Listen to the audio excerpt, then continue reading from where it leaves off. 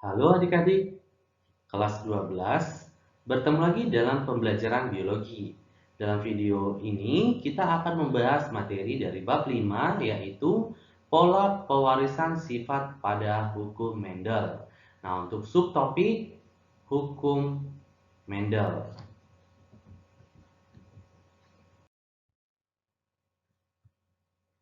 Nah, di sini ya adik-adik, yang pertama kita bahas adalah hukum Mendel. Nah, keputusan Mendel untuk menggunakan kacang ercis atau Pisum sativum sebagai bahan percobaan sangat tepat. Kenapa? Nah, ada beberapa alasan ya adik-adik kenapa Bapak genetika, Bapak Mendel mengambil kacang ercis atau Pisum sativum yang digunakan untuk mengambil dari sifat. Nah, karena yang pertama, tanaman ini kuat dan tumbuh dengan cepat. Kemudian daun bunga seluruhnya menutupi organ-organ seksnya sehingga serangga jarang dapat masuk ke dalam organ-organ seksnya dan akan terjadi penyerbukan secara sendiri. Nah, agar dapat terjadi penyerbukan silang, maka Mendel membuka kuncup-kuncupnya dan membuang benang sari sebelum masak. Nah, kemudian menyapu-nyapukan serbuk sari dari tanaman lain pada putik, sehingga didapatlah beberapa dari jenis-jenis keturunan ketika disilangkan seperti ini. Nah, itulah alasan Mendel kenapa mengambil Pisum sativum menjadi bahan percobaannya. Nah, adik-adik ya, dari hasil persilangan Mendel, maka terdapatlah hukum Mendel. Nah, hukum yang pertama yaitu adalah hukum segregasi, di mana hukum segregasi ini berbunyi pada peristiwa pembentukan gamet, gen yang merupakan pasangannya akan memisah secara bebas. Nah, jadi di sini adik-adik ya, ada beberapa bentuk-bentuk dari kacang kaprinya ya, misalkan panjang batangnya, letak bunganya, kemudian bentuk kacang polongnya, kemudian warna polongnya. Nah, jadi di sini bisa kita lihat ya adik-adik, yang disilangkan itu adalah yang tinggi, kemudian yang pendek, kemudian berwarna hijau, kemudian warna kuning. Nah, itulah dia kenapa tadi kacang hercis atau kacang pisum sativum diambil sebagai percobaan Bapak Mendel. Nah, yang pertama adalah persilangan monohibrid atau persilangan dengan satu sifat beda. Nah, jadi persilangan monohibrid ini ya contohnya adalah misalkan induk pertama ya P1 kita silangkan tanaman berbiji bulat ya berbiji bulat dengan genotip B besar B besar disilangkan dengan tanaman berbiji keriput ya adik-adik keriput dengan genotip B kecil B kecil. Maka nanti gamet yang pertama yang terbentuk adalah, nah ini adik-adik kita ambil satu saja karena sama hurufnya seperti ini ya, kita mengikutkan dari hukum satu Mendel ya adik-adik, hukum segregasi. Nah nanti akan berpisah secara bebas ya. Nah kalau sama hurufnya diambil satu huruf aja adik-adik ya, ini juga B kecil untuk gametnya. Maka nanti F1-nya kita gabung B besar dengan B kecil ini, maka hasilnya adalah B besar dan B kecil. Nah, B besar dan B kecil karena tadi B besar itu adalah sifat bulat dan bulat itu adalah sifat dominan, maka di sini fenotipnya adalah sifat bulat. Nah, kemudian apabila P2 kita silangkan F1 dengan sesamanya dengan F1 maka eh, kita silangkan tadi ya B besar dengan B kecil ya B besar dengan B kecil ya sifat bulat ini dari F1 maka nanti G2 nya adalah B besar dan B kecil dari sini juga B besar dan B kecil. Nah, maka F2-nya kita bisa buat dalam papan catur seperti ini adik-adik. B besar, B kecil, B besar, B kecil. Nah, kemudian kita gabung B besar dengan B besar, maka B besar, B besar. Nah, karena B besar itu adalah sifat bulat ya tadi adik-adik ya, dari sifat induknya, maka ini adalah bulat. B besar, B kecil itu bulat, B besar, B kecil itu bulat. Nah, B kecil itu adalah keriput. Nah, jadi kita bisa lihat ya adik-adik dari diagram dan tabel ini, kita bisa lihat perbandingan fenotip dari F2 adalah 3:1 yaitu bulat banding keriput 3:1 ya adik-adik. Sedangkan untuk perbandingan genotipnya pada F2 yaitu 1:2:1 yaitu B besar banding B besar B besar banding B besar B kecil berbanding B kecil B kecil. Nah, untuk persentasenya ya adik-adik untuk persentase fenotip F2-nya 3:1 berarti dia 3/4 dikali 100% ya. Maka untuk persentasenya ya, adik-adik di sini bisa kita buat ya. Untuk persentase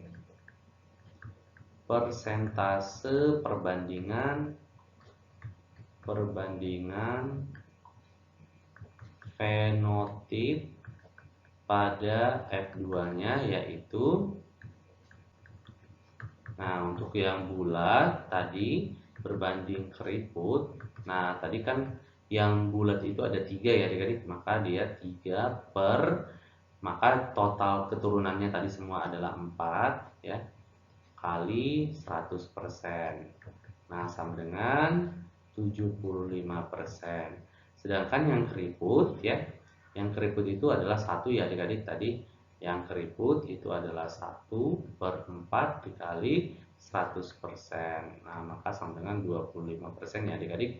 Maka perbandingan untuk fenotipnya adalah 75% berbanding 25%, yang bulat berbanding yang keriput.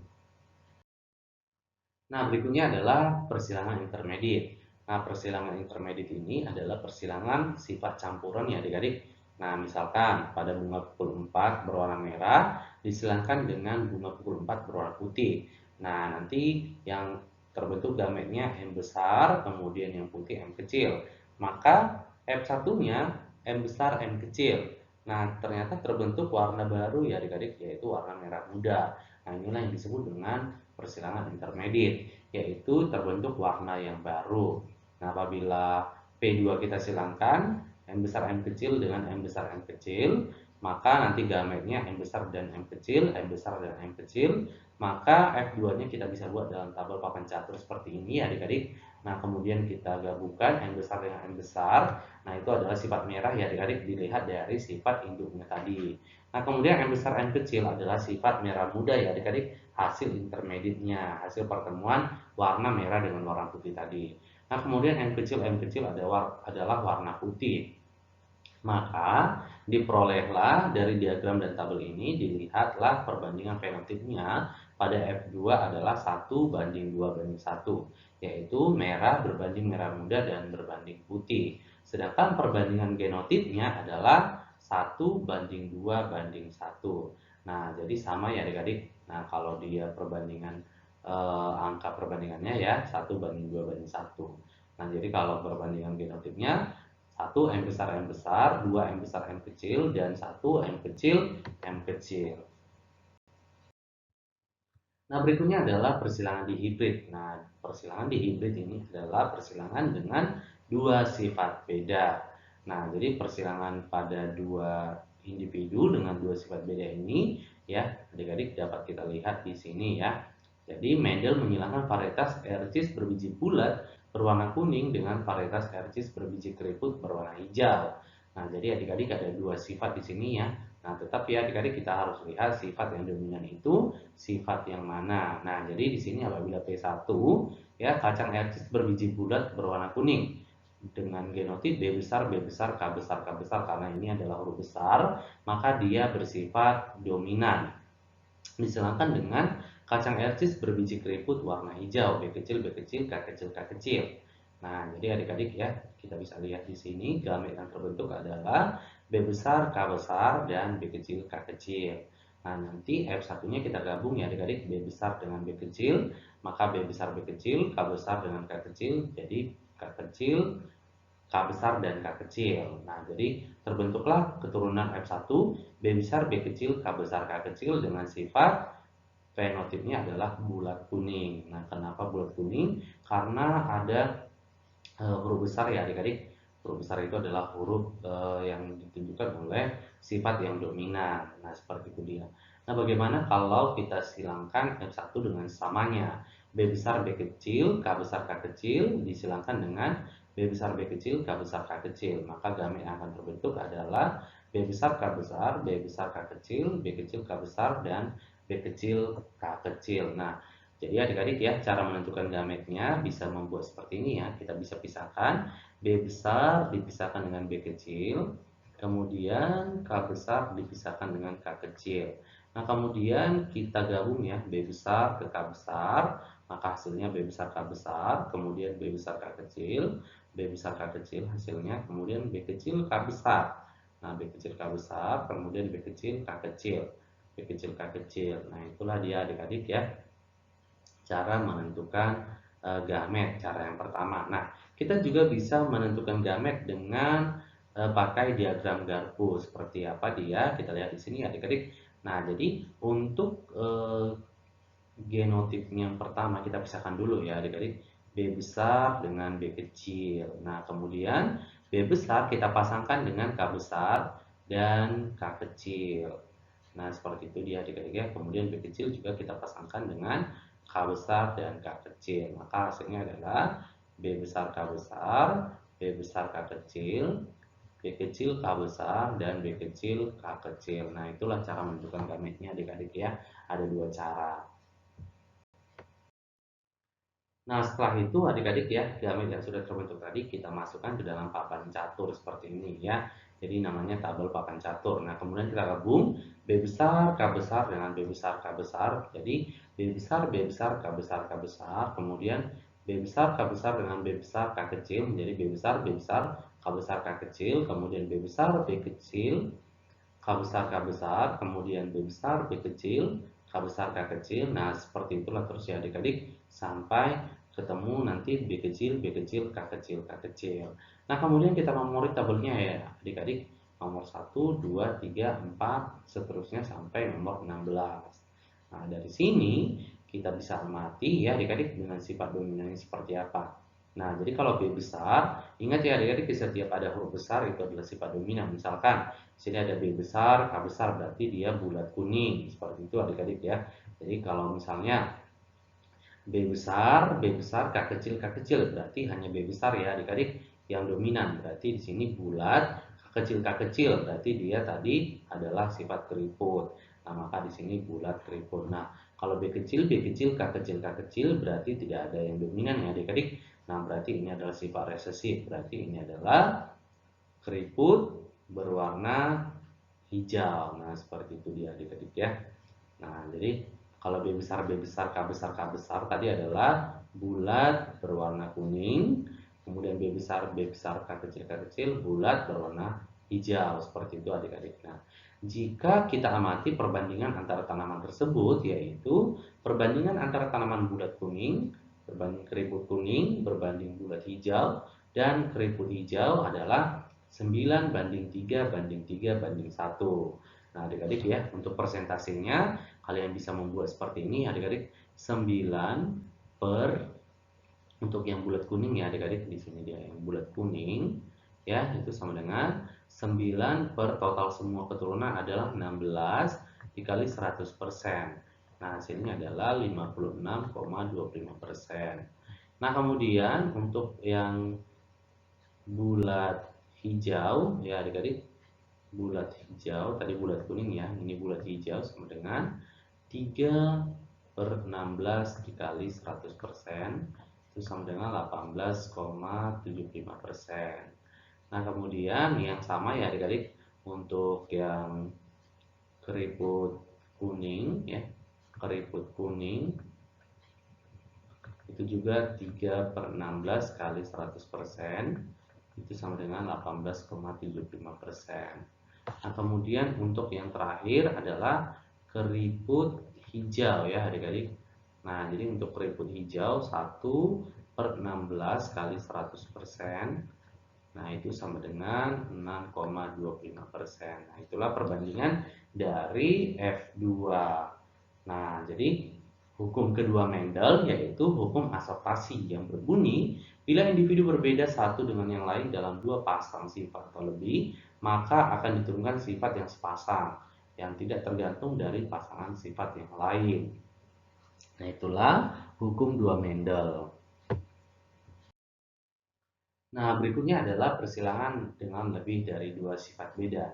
Nah, jika kita perhatikan kemungkinan genotip dan fenotip dari F2 dalam persilangan monohibrid, gamet yang terbentuk pada F1 ada dua macam dan genotipnya ada dua macam, yaitu dengan perbandingan 3 berbanding 1. Nah, pada perbandingan di hibrid, gamet yang terbentuk pada F1 sebanyak 4 macam dan fenotip sebanyak 4 macam dengan perbandingan 9:3:3:1. Nah, jika kita melakukan persilangan dengan 3 sifat beda atau namanya trihibrid. Nah, misalnya A besar, B besar, C besar, C besar, disilangkan dengan individu tersebut yang bergenotip A kecil, B kecil, C kecil, maka F1-nya adalah A besar, A kecil, B besar, B kecil, C besar, C kecil.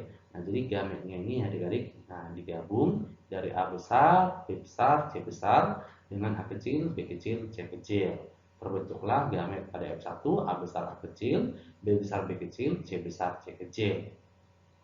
Nah, apabila P2 disilangkan F1 dengan samanya, maka nanti akan menghasilkan untuk satu buah sifat nanti menghasilkan 8 macam gamet, yaitu A besar, B besar, C besar, A besar, B besar, C kecil, A besar, B kecil, C besar, A besar, B kecil, C kecil, A kecil, B besar, C besar, A kecil, B besar, C kecil, A kecil, B kecil, C besar, dan A kecil, B kecil, C kecil. Nah, jadi bisa ditentukan dengan menggunakan diagram kartu tadi adik-adik atau menggunakan pemisahan tadi ya. Nah, kemudian dengan demikian apabila disilangkan F1 dengan samanya, maka akan menghasilkan sebanyak 64 keturunan atau kita bisa lihat ya adik-adik di dalam tabel berikut ini. Nah, jadi adik-adik ya, dengan rumus maka nanti kalau kita lihat di sini ya dengan satu sifat beda 3:1, dua sifat beda 9:3:3:1, tiga sifat beda 27 berbanding 9 berbanding 9 berbanding 9 berbanding 3 berbanding 3 berbanding 3 berbanding 1. Maka nanti rumusnya adalah jumlah sifat bedanya n, maka jumlah macam gametnya adalah 2 pangkat n. Nah, jadi adik-adik ya, untuk keturunannya nanti seperti itu dia 3n dan 4n dan lain dan seterusnya seperti itu ya adik-adik. Nanti untuk jumlah macam keturunan. Nah, berikutnya adalah persilangan resiprok, backcross, dan test cross. Yang pertama adalah persilangan resiprok. Nah, persilangan resiprok adalah suatu persilangan yang berlaku sama pada jenis kelamin jantan dan betina, yang berarti baik jantan maupun betina mendapatkan kesempatan yang sama dalam peluasan sifat. Misalnya, persilangan antara bunga kuning dengan bunga merah nanti akan menghasilkan keturunan yang sama meskipun serbuk sari diambil dari bunga kuning atau bunga merah. Nah, contohnya ya adik-adik, misalkan tadi adalah bunga kuning, nah P1-nya adalah bunga kuning disilangkan dengan bunga merah. Nah, maka dengan genotip kuning K besar, merah itu K kecil. Nah, maka dengan tiga gametnya adalah K besar dan K kecil. Maka nanti F1-nya ya adalah K besar K kecil. Nah, K besar K kecil itu adalah sifat kuning ya adik-adik, karena sifat K besar itu adalah dominan. Nah, jadi persilangan resiprok ini kita bisa balikkan ya adik-adik. Apabila tadi kuning misalkan dia si jantan, sedangkan merahnya si betina. Nah, jadi kalau persilangan resiprok ini kita balikkan ya. Apabila si kuning menjadi si betina, kemudian si merah menjadi si jantan. Nah, itu nanti akan menghasilkan keturunan yang sama ya adik-adik. F1-nya adalah warna kuning. Nah, berikutnya adalah persilangan backcross. Nah, persilangan backcross itu adalah apabila kita mengawinkan F1 dengan salah satu induknya, baik dari induk homozigot yang dominan maupun yang resesif. Maka persilangan ini disebut dengan backcross. Nah, tujuannya adalah untuk mendapatkan salah satu dari sifat keturunannya ya adik-adik, atau sifat induknya juga bisa ya adik-adik. Nah, jadi backcross ini contohnya ya, misalkan apabila P1-nya adalah tanaman kuning disilangkan dengan tanaman merah. Nah, kuning adalah K besar, merah adalah K kecil, maka gametnya terbentuk adalah K besar dan dari sini K kecil, maka F1-nya adalah K besar, K kecil. Nah, kuning. Ya adik-adik. Nah, sekarang apabila P2 kita silangkan dengan salah satu dari sifat induknya tadi ya, misalnya K besar, K kecil disilangkan dengan K kecil, K kecil.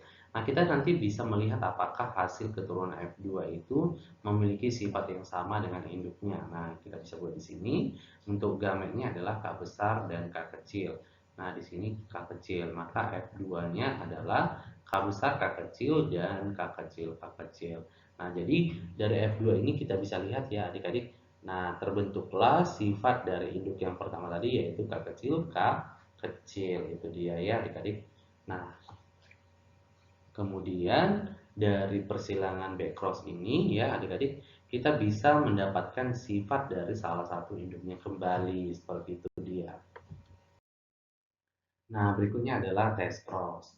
Nah, apabila kita mengawinkan F1 keturunan pertama dengan induk yang homozigot resesif, persilangan ini disebut dengan persilangan test cross. Nah, jadi test cross bertujuan untuk mengetahui jenis individu yang diuji, tergolong homozigot atau heterozigot. Jika hasil persilangan ini mempunyai hasil perbandingan fenotip keturunan yang memisah, maka individu yang diuji adalah heterozigot. Tetapi jika uji silangnya 100% berfenotip sama, maka individu yang diuji adalah homozigot. Nah, kita bisa lihat di sini adik-adik, apabila P1 individu dengan sifat fenotip kuning tetapi genotipnya belum diketahui, dengan sifat hijau dengan genotip K kecil K kecil.